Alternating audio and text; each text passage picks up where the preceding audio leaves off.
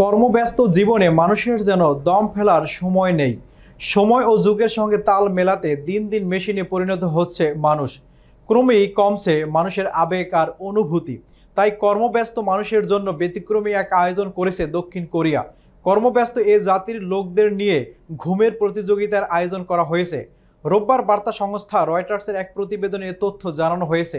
বিশ্বের সবচেয়ে কম ঘুমানো জাতির মধ্যে অন্যতম হলো দক্ষিণ কোরিয়ানরা।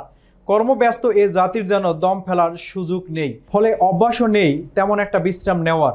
তাই এ জাতির লোকদের নিয়ে শনিবার সিউলের হ্যান রিভার পার্কে ন্যাপ কনটেস্ট বা ঘুমের প্রতিযোগিতা হয়। ব্যতিক্রমী এ প্রতিযোগিতার আয়োজক লিম জি হিউন বলেন, দক্ষিণ কোরিয়ার মানুষ খুব কম ঘুমায়। এ প্রতিযোগিতার মাধ্যমে মানুষ বিশ্রামের ব্যাপারে সচেতন হবে। আমাদের লক্ষ্য হলো ঘুমের গুরুত্বের বিষয়ে মানুষকে ধারণা দেওয়া।